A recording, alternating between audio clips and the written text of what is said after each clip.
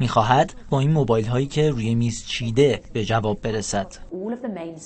خانم اسپرینگ خبرنگار است و موضوع تحقیقش تأثیر شبکه‌های اجتماعی بر تصمیم افراد در زمان انتخابات کشورها. اینکه این شبکه‌ها چطور می‌توانند اثری بگذارند که یک نفر رأی بدهد یا نه، یا حتی اینکه به چه کسی رأی بدهد. برای همین هم چند روز مانده به برگزاری انتخابات در انگلیس، در شبکه‌های اجتماعی با ایجاد چندین حساب مطالبی را که افراد با آن مواجه می‌شوند بررسی می‌کند که در نهایت به این نتیجه می‌رسد.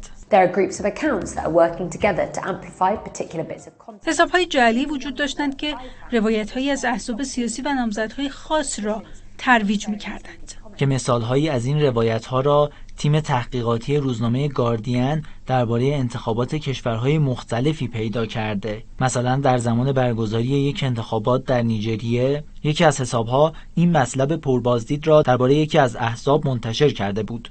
ادعا می‌کرد آنها در ازای دریافت رأی به افراد غذای رایگان می‌دهند. ما روی این تصاویر تحقیق کردیم. متوجه شدیم یک دروغ بزرگ است.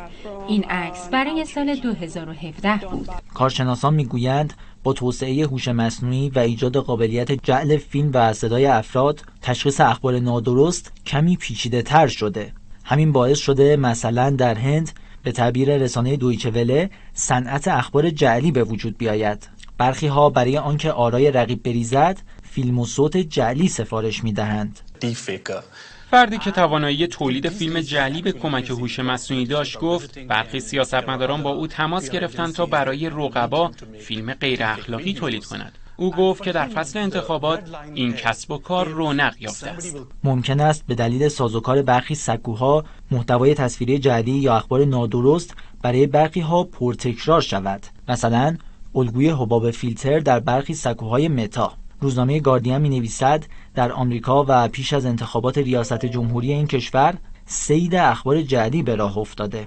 گروه‌های سیاسی مختلف از طریق سایت‌هایی که معتبر به نظر می‌رسند این اخبار را منتشر می‌کنند. کارشناسان می‌گویند یکی از راه حل‌ها برای مقابله با اخبار جعلی توسعه و تقویت سامانه‌های راستی آزمایی در کشورهاست. اینکه حالا یک کاندیدا یا مثلا یکی از طرفدارانشون یا یکی از رسانه‌ها اعداد و ارقام منتشر میکنن، سامانه راستی آزمایی میره بررسی میکنه و متوجه میشه که آقا ایشون داره درست میگه، نزدیک به درست میگه یا حرفشون کلا گمراه کننده است. نظام‌های راستی آزمایی رو بتونیم تقویت بکنیم خیلی میتونه به کاهش اخبار جعلی توی بحث حساس انتخابات کمک بکنه. محمد جواد رهنما، خبرگزاری صدا و سیما.